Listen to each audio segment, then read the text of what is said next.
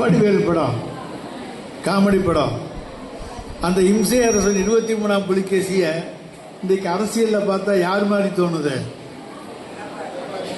நான் சொல்லலைங்க, நீங்க சொல்றீங்க எடப்பாடி பழனிசாமின்னு, நான் சொல்லலை. ஆக இம்சை அரசன் 23ஆம் புலிகேசியினுடைய மறு வாரிசாக இன்றைக்கு தமிழக அரசியலில் உருவெடுத்திருக்கின்றவர் தான் எடப்பாடி பழனிசாமி.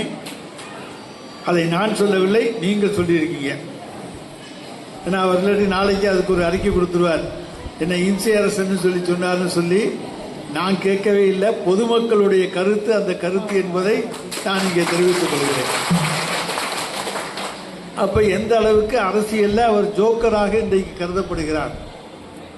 அதாவது ஒரு கட்சிக்குடைய தலைவர் அந்த தலைமை பண்புக்கு உரியவராக இல்லாமல், அதற்குரிய தகுதியுள்ளவராக இல்லாமல், இன்றைக்கு எல்லோரும் பார்த்து கிண்டலும் நக்கலும் கேலியும் நையாண்டியும் பண்ணக்கூடிய ஒரு அரசியல் கட்சி தலைவராக அவர் இருக்கிறார் என்று சொன்னால் அந்த கட்சி ஆட்சியை பிடிக்க போதா? தலை சரியில்லைன்னா வாழும் சரியா இருக்காது, எதுவும் சரியா இருக்காது. எனவே தலை சரியில்லாத கட்சி தான் இன்றைக்கு இருக்கிறார்கள். ஏன் இதை சொல்லுகிறேன் என்று சொன்னால், இன்றைய அரசியலிலே, தமிழக அரசியலிலே மக்களுக்கான திட்டங்களை இன்றைக்கு தந்து கொண்டிருக்கிற அரசு தலைவர் தளபதியினுடைய அரசு.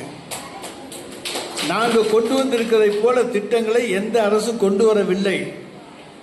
இந்தியாவுக்கே முன்னோடியான திட்டங்களை எல்லாம் நாங்கள் இங்கே கொண்டு வந்தோம். அதனால்தான் இன்றைக்கு மக்கள் மனதிலே இடம் பிடித்திருக்கின்ற முதலமைச்சராக மாண்புமிகு தலைவர் தளபதி இருக்கின்றார். அவரை நம்பி இந்த இயக்கம் இருக்கிறது. பழனிசாமியை நம்பி அதிமுக இல்லை. தளபதி ஸ்டாலினை நம்பி திராவிட முன்னேற்றக் கழகம் இருக்கிறது. அவருடைய உழைப்பாலே இந்த இயக்கத்தை உயர்த்துவார். அதற்கு உறுதுணையாக உதயநிதி ஸ்டாலின் இருக்கிறார். இந்த இரண்டு நம்பிக்கை நட்சத்திரங்கள் இந்த இயக்கத்தை இன்னும் அடுத்த நூற்றாண்டுக்கு எடுத்துச் செல்லக்கூடிய ஆற்றல் மிக்க சக்திகளாக விளங்கிக் கொண்டிருக்கின்றன என்பதை அனைவரும் ஒத்துக்கொள்வார்கள்.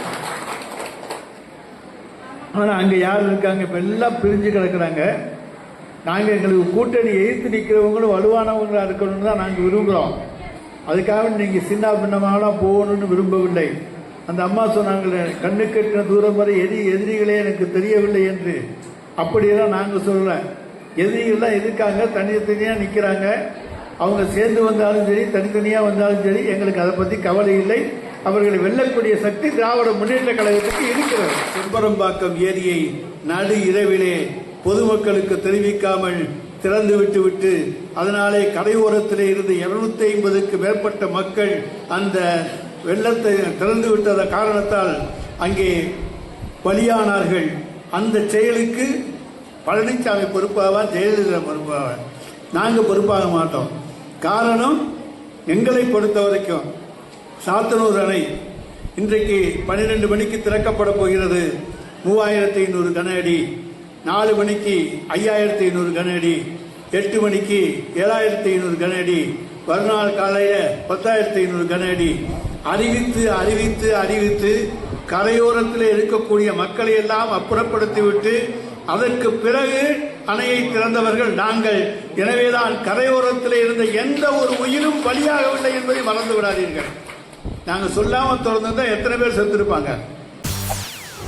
செய்திகளை உடனுக்குடன் தெரிந்து கொள்ள உடனே சப்ஸ்கிரைப் பண்ணுங்க.